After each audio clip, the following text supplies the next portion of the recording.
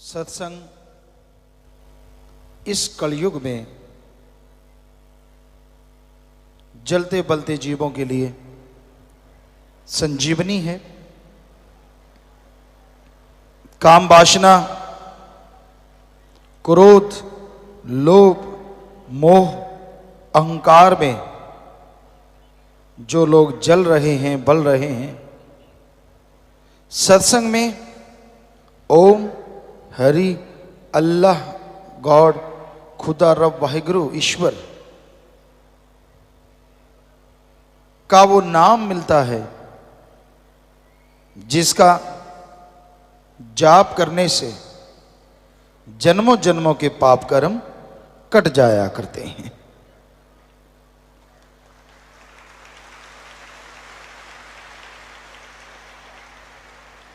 कौन नहीं चाहता कि वो बेगम हो, कौन नहीं चाहता कि वो निरोग हो, कौन नहीं चाहता कि उसका घर परिवार सुख शांति से परमानंद से जीवन जिए। हर कोई चाहता है कि ऐसा हो, लेकिन परमानंद के लिए हर गम दुख दर्द परेशानी की बीमारी के लिए एकमात्र उपाय, एकमात्र इलाज, एकमात्र टॉनिक अगर कोई है तो वो है मालिक का नाम। मालिक का नाम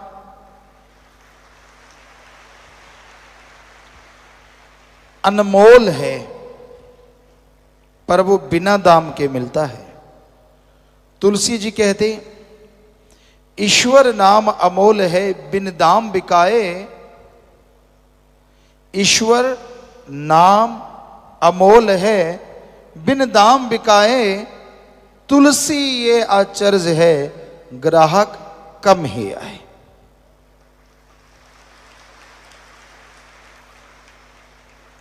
ईश्वर का नाम अनमोल है, पर बिना दाम के वो मिलता है। तुलसी जी कहते आश्चर्यजनक बात ये होगी कलयुग में कि भगवान का नाम अनमोल होते भी फकीर बिना दाम के देंगे, लेकिन लेने वाले ग्राहक कम नजर आएंगे। वैसे देखा जाए तो आज राम नाम के ग्राहक बहुत बढ़ रहे हैं,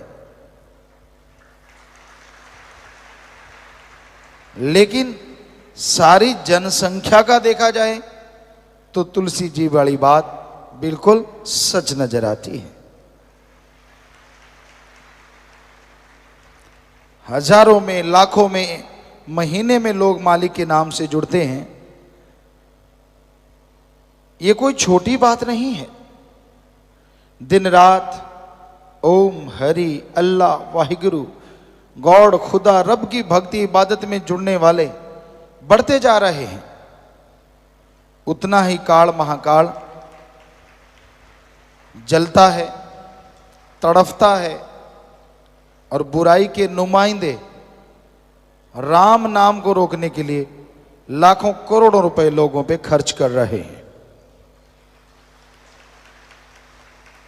कि कैसे प्रभु का नाम रुके, कैसे कोई राम का नाम लेना बंद कर दे, कैसे कोई बुराइयां और बढ़ाए, बुराई को बढ़ावा मिले और राम नाम अल्लाह वाहिगुरु ईश्वर का नाम रुके। प्रलय महाप्रलय भी राम नाम ना रोक सकी। ये तो चलता था, चलता है और चलता ही रहेगा।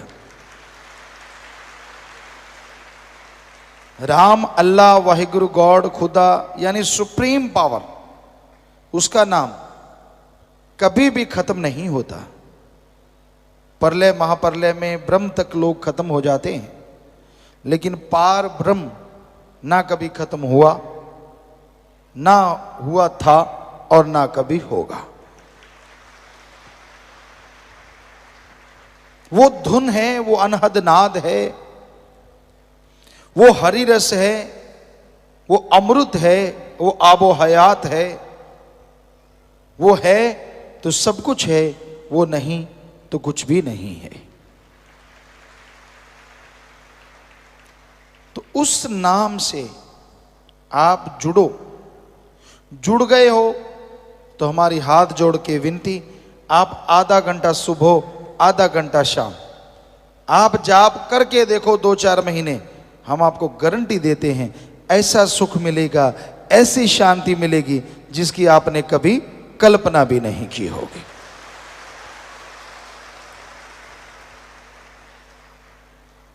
अब आप अगर जाप करते ही नहीं तो क्या किया जाए? बेपरवाह जी फरमाया करते, दिल करता है कि सब लोग जाप करें पर कोई करता नहीं, और ऐसा कुछ है नहीं जो घोल के पिला दें। राम नाम तो जपना पड़ेगा। जादू टोना मंत्र सब रिद्धि सिद्धि में अटक के रह जाते हैं, अटका देते हैं। मालिक का नाम सुखों की खान है, और उसका जाप करते हैं, करते हुए जो ओढ़ निभा जाते हैं, दोनों जहां में उनकी जय जयकार होती है और उनका नाम अमर हो जाता है।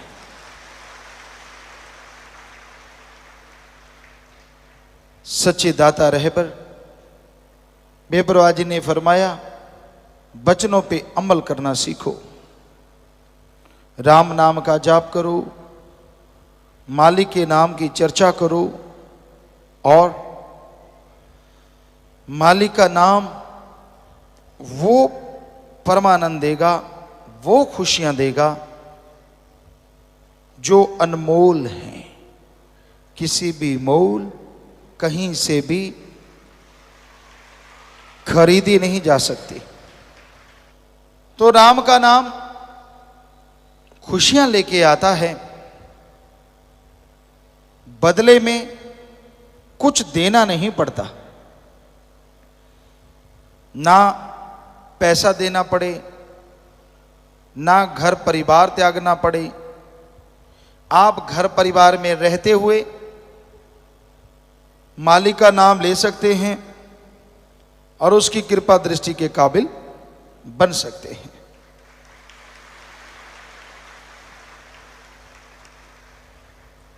राम नाम जपने के लिए लोग सब कुछ त्याग देते हैं।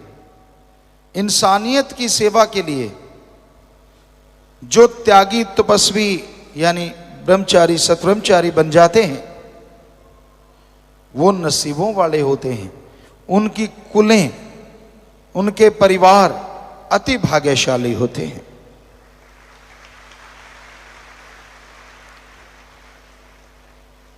भीष्म पितामह हिस्ट्री में, इतिहास में बड़े योद्धा, शूरवीर, बहादुर हुए, और उनका नाम भीष्म क्यों पड़ा? क्योंकि उन्होंने अपने बाप के लिए अपना जीवन कुर्बान कर दिया। ये कसम खाई कि मैं जिंदगी भर शादी नहीं करवाऊंगा, ब्रह्मचर्य का पालन करूंगा, ताकि उसका बाप शादी करवा सके और उस शादी से जो बच्चा हो वो राज सिंहासन संभाल सके। उन्होंने ये कसम खाई, तो तब से उनका नाम पड़ा भीष्म पितामह। भीष्म भयंकर, हद से ज्यादा भयंकर प्रतिज्ञा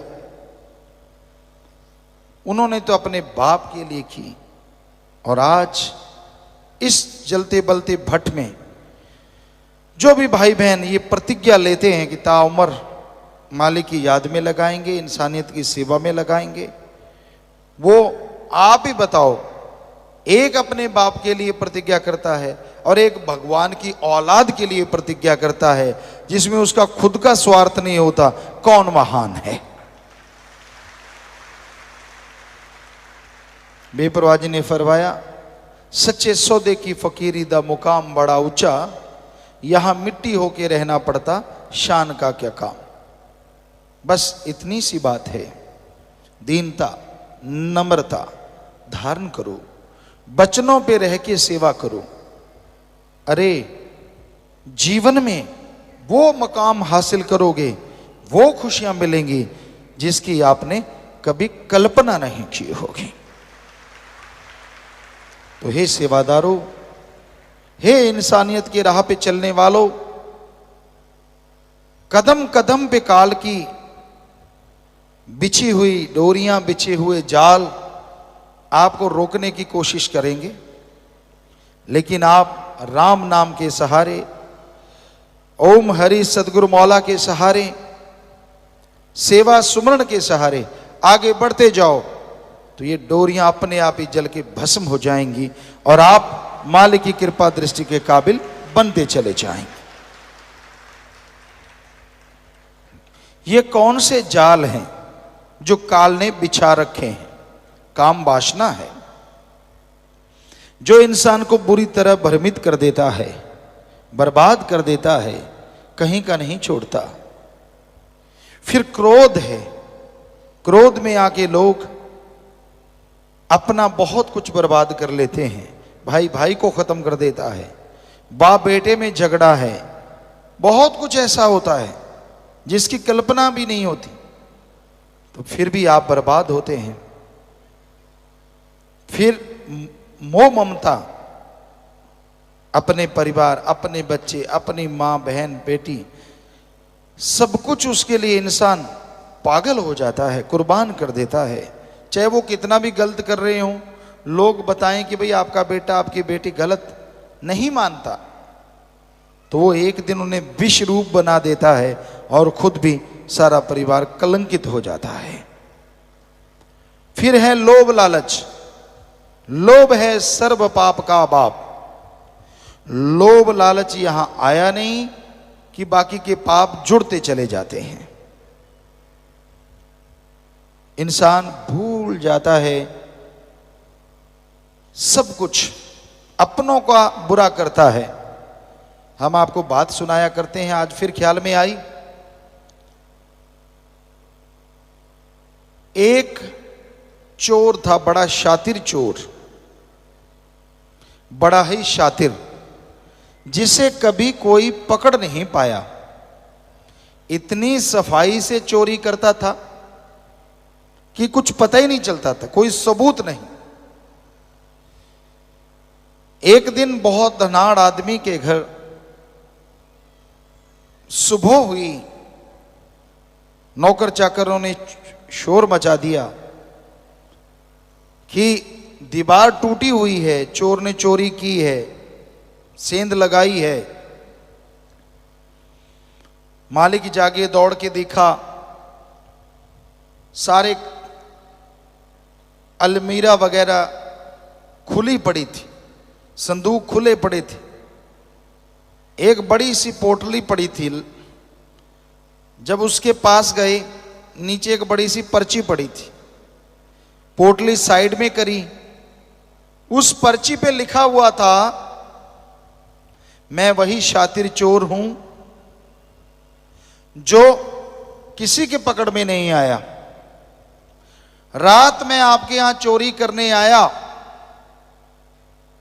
मैंने सारा कुछ इस पोटली में बांध लिया, हीरे जवाहरात सोना सब कुछ मोती इसमें हैं।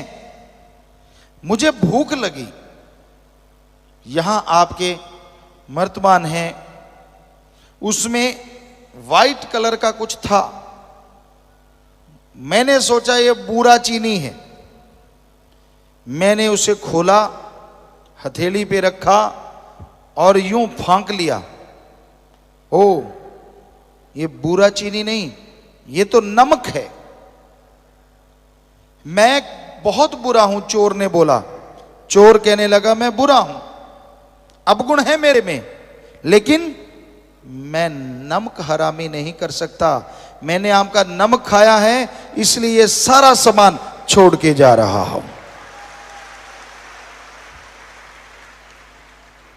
चोरों के भी कायदे, चोरों के भी इंसानियत होती है।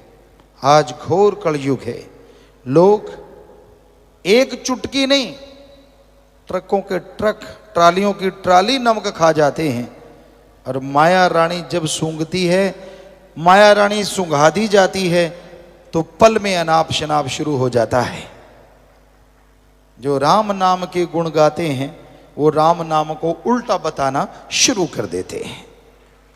अब खुद ही देखिए इंसान कितना गिर चुका है लोभ लालच में, हद से ज्यादा। तो ये है लोभ लालच, और वो दुखी होते हैं, कुलें तक डूब जाती हैं, जीते जी परेशान रहते हैं, मरणोपरांत नरक में जाते हैं।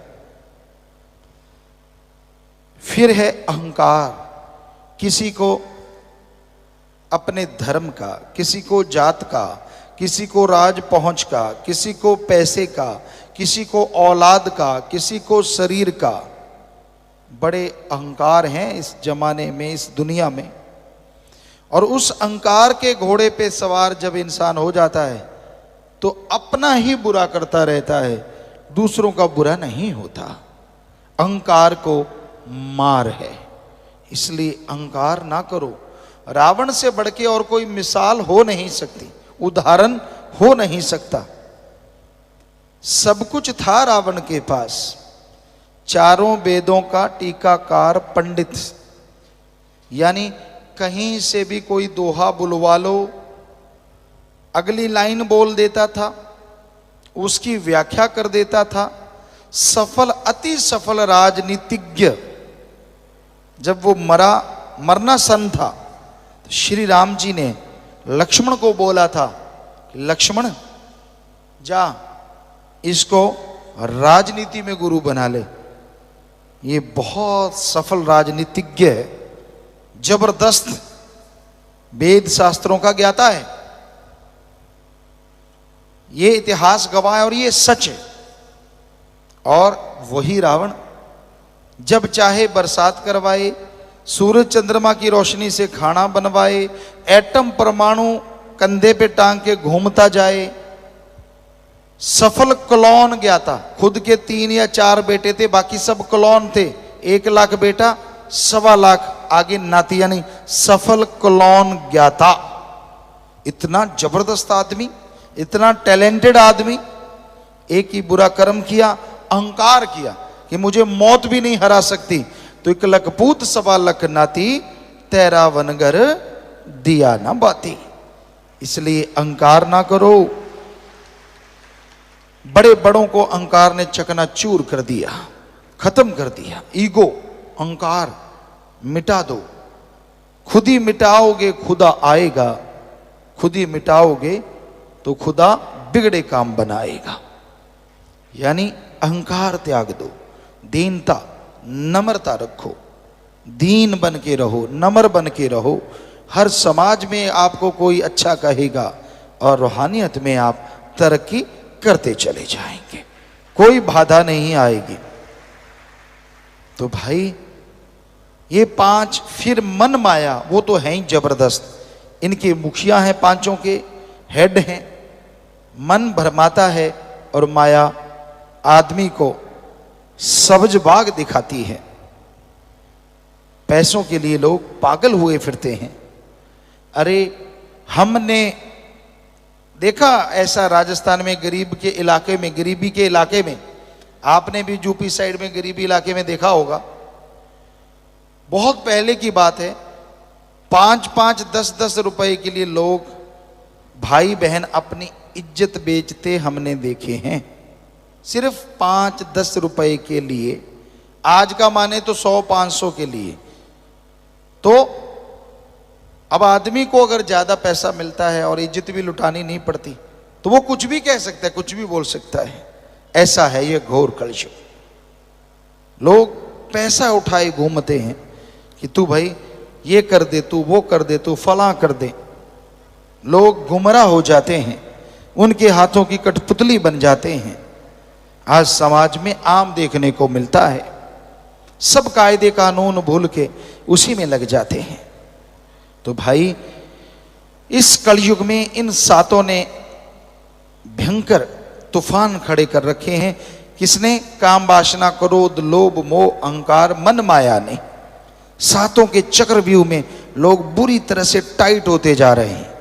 बचेंगे वो और बचे हैं वो जिनके माँ बाप का अच्छा साया है, अपने गुरु पीर फकीर के वचनों पे जिन्होंने अमल कमाया है, कमाएंगे वो बच जाएंगे। ये सातों को वो ही धूल चखाएंगे, वरना ये सात किसी के काबू नहीं आएंगे। तो इसलिए राम नाम से जुड़े रहो, सेवा सिमरण करते रहो। आप फिक्र ना करो आपके पास पैसा कम है, जमीन जायदाद कम है, क्या आप बताओ उस कम में मालिक ने कितने काट दिए आपके गम है, कोई भरोसा नहीं। हो सकता है बहुत जमीन होती, बहुत जायदाद होती और कोई ऐसी बीमारी लगती जो लाखों रुपए होते, वो तो उड़ते ही उड़ते जमीन भी बिक जाती और शरीर भी बर्बाद हो जाता। मालिक को शुक्र करो, उसका शुक्राना करो। बेपरवाजी फरमाते गरीब है तो क्या हुआ, तंदुरुस्ती नियामत है और मालिक तेरा लड़ पकड़ा है, इससे बड़ी दौलत दुनिया में दूसरी नहीं हो सकती। एक बार हम सत्संग करते करते, दिन में 3 सत्संगें होती थी, 7 से 9:30 और 12 से 2:30 बजे और फिर 3:30 से 5:30, ऐसा 3 सत्संग डेली होता था। तो हम सत्संग करते करते करते करते राजस्थान के एक एरिया में गए, पहाड़गंज उस एरिया का नाम था। होता क्या था, पहली सत्संग करी सेवादारों की 3 टीमें होती थी। पहली टीम सत्संग करवाती, 3rd जगह पे पहुंच जाती थी, 3री जगह, और एक दूसरी वाली होती थी। तो दूसरी वाली सत्संग करवाने के बाद टेंट वगैरह लगवाने के लिए तीसरी टीम के साथ जंगलों में चली जाती थी कि यहां सत्संग होना है। अगले दिन का आसपास के जंगलात, खाली जगह, वहां टेंट लगाते थे और जंगल में हम सब लोग रुका करते थे टेंटों में। तो उस पहाड़गंज एरिया में सत्संग होना था, 3 सत्संगें हुई। हम रात को पहुंचे तो हमें बताया कि पिताजी यहाँ पास में एक गरीब परिवार रहता है, 2 मियाँ बीबी, बुजुर्ग, काफी उम्र थी उनकी, बुजुर्ग थे।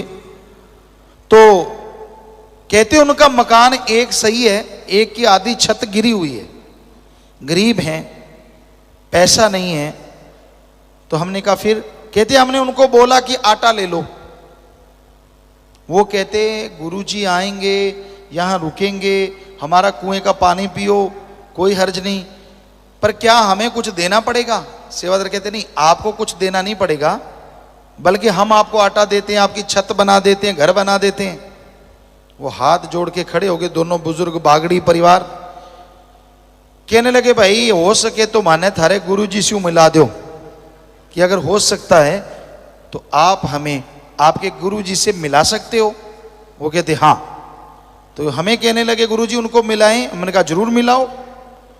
बुलाया, दोनों बेचारे बुजुर्ग, लगभग 70-80 साल के बीच की उम्र, मियाँ बीबी।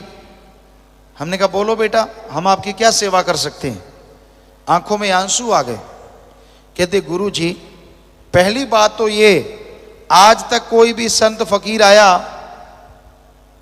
हमसे भी पैसा लेके गया, हालांकि हमारा आधा घर गिरा हुआ है, इतनी फसल नहीं होती, लेकिन पहले आप फकीर हैं जिसके भक्त ये कहते हैं हम आपका घर बना दें, आपको आटा दे दें, तो हमने ये नहीं लेना। हमने कहा फिर और क्या चाहिए? ध्यान से सुनने वाली बात है। हमने कहा फिर आपको क्या चाहिए? वो दोनों के हाथ कांप रहे थे, ऐसे ऐसे बुजुर्ग थे। कहते गुरुजी हमें ज्यों का त्यों वो सीन याद है, रात थी, लाइटें जगी हुई थी और थोड़ा थोड़ा अंधेरा था। कहने लगे गुरुजी अगर हमें कुछ देना है तो हमें राम से मिला दो, भगवान से मिला दो, हमें भगवान चाहिए, धन दौलत जमीन जायदाद नहीं चाहिए। वाह, ये है इंसानियत, ये है मानवता। गरीबी हुई तो क्या हुआ, भगवान ने हमें उनके घर जा छोड़ा। जितना मर्जी जोर लगाते कहीं जगह नहीं मिली, उनके घर के पास ही जगह मिली, जंगलों में, बस आसपास जंगल था, गांव नहीं था, उनका एक घर था, वहीं पानी मिला, कहीं पानी ना मिला उस रात। तो ये है उनकी सच्ची तड़फ। अगले दिन उन्होंने नाम लिया, गुरु मंत्र का जाप किया और नाचने लगे कि हमें सच्चा मोक्ष मिल गया है, सच्ची भक्ति का तरीका मिल गया है। ये है इंसानियत, आज भी जिंदा है। आज भी माँ बाप के अच्छे नेक बच्चे हैं जो दृढ़ता से, हिम्मत से सतगुरु के उन वचनों पे अमल करते हैं कि सारी दुनिया एक पास से, मेरा सतगुरु प्यारा एक पास। दुनिया को, दौलत को, शोहरत को ठुकरा देते हैं और अपने भगवान अल्लाह सतगुरु राम से हमेशा नाता जोड़े रखते हैं। तो धन्य ऐसे माँ बाप, धन्य ऐसे बच्चे, धन्य ऐसी कुलें जिनमें ऐसी औलादें सेवादार जन्म लेते हैं। तो भाई यही आज के दौर का, आज के समय का बयान है, हकीकत है कि आज के दौर में क्या हो रहा है, कितना घोर कलयुग है। गुंडागर्दी, नशा प्रस्ती आम है और राम नाम के लिए लोग रोकते हैं, भक्ति इबादत के लिए रास्ते रोके जाते हैं, तरह तरह के नियम बनाए जाते हैं। पर राम नाम जैसा आपको बोला, कोई किसी का गुनाह नहीं करता, किसी को दर्द नहीं पहुंचाता। राम नाम तो सबका भला करता है। जो भी राम का नाम लेता है उसे अंदर बाहर कोई कमी ना रही थी, ना रह रही है और ना रहेगी। राम नाम संभाल करता था, कई गुना बढ़ के कर रहा है और सैकड़े गुना बढ़ के आगे करता रहेगा।